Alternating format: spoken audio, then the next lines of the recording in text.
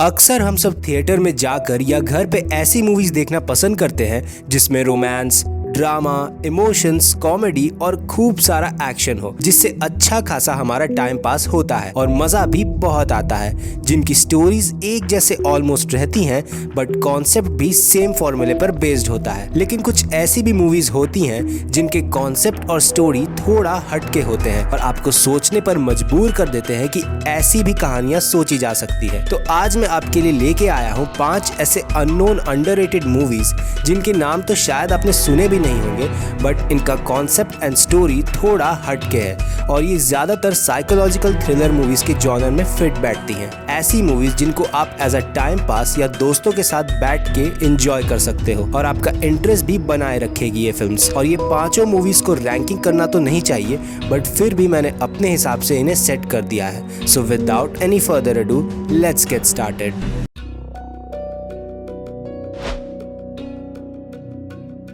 तो सबसे पहले नंबर 5 पर है 2005 में आई एक मूवी फीस्ट, जो कि एक मॉन्स्टर एक्शन मूवी है। इसकी कहानी रिवॉल्व करती है अराउंड कुछ ग्रुप ऑफ लोगों के बीच में जो एक लोकल बार में गैदर होते हैं और उसी बार पर कुछ अजीब से दिखने वाले मॉन्स्टर्स अटैक कर देते हैं एंड पूरे बार को सराउंड करके वो सब उसी बार में ट्रैप हो जाते हैं एंड अब किसी तरह से उन्हें उस बार में सर्वाइव करके निकलना होता है और अपनी जान भी बचानी होती है। देखो, ये मूवी का कॉन्सेप्ट उतना भले ही नया ना लग रहा हो बट जो टेरर माहौल और हॉरिफाइड एटमॉस्फेयर मूवी क्रिएट करती है ना, वो आपको बांध कर रखता है कि एक छोटी सी चूक कब किसकी मौत हो जाए पता ही नहीं चलता और मरते मरते कौन बच जाए और कैसे ये सब लास्ट तक सरवाइव कर पाते हैं। इस मूवी का कॉन्सेप्ट है एंड ये थोड़ा बहुत शॉन ऑफ द डेड से लिया हुआ है, जहाँ पे वहाँ ज़ॉम्बीज थे और यहाँ पे मॉन्स्टर्स। फिर इसके बाद नंबर 4 पर है 2007 में आई मूवी वैकेंसी।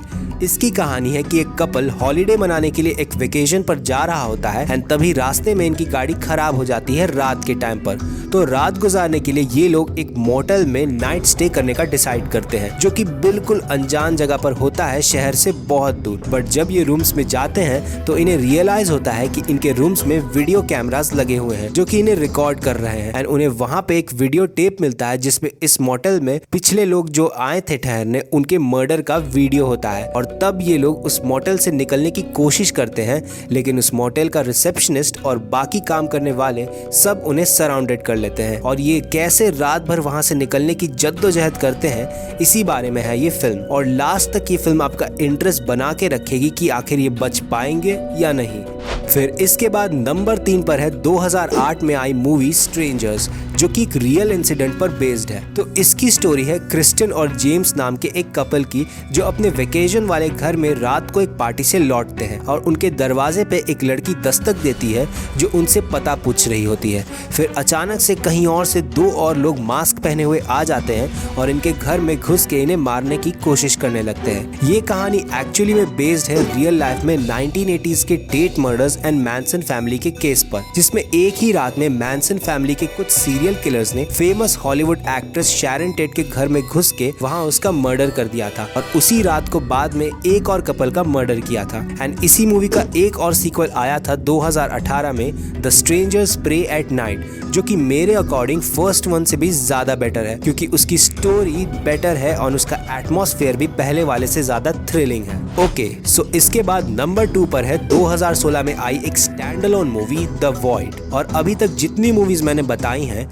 उन सब में इसका कॉन्सेप्ट सबसे अलग है। ये एक कॉस्मिक हॉरर मूवी है जिसमें एक रात एक हॉस्पिटल में कुछ ग्रुप ऑफ पीपल ट्रैप्ड हो जाते हैं जिनको एक किसी कल्ट या अजीब से रिचुअल करने वाले लोग कैद कर लेते हैं। लेकिन असली खतरा हॉस्पिटल के बाहर नहीं अंदर होता है। उन्हें इसलिए कैद किया जाता है ताकि वो वहां से बाहर ना निकल पाए और वो हॉस्पिटल एक्चुअली में दरवाजा होता है जिससे कुछ खौफनाक चीजें बाहर आती है दूसरी दुनिया से। इस मूवी में आपको horror, thrill, suspense, science fiction, गोर, कल्ट हॉरर, मॉन्स्टर सब देखने को मिलेगा क्योंकि ये एक लव क्राफ्टियन मूवी है। अब जैसे हॉरर, रोमांटिक, एक्शन एक जॉनर होता है, वैसे ही लव क्राफ्टियन मूवीज भी एक जॉनर है जिसे एक फेमस ऑथर HP लवक्राफ्ट के नाम पर रखा गया है, जिनकी कहानियों में हॉरर, मॉन्स्टर्स, इंटरडायमेंशनल, कल्ट सबसे जुड़ी चीजें होती हैं।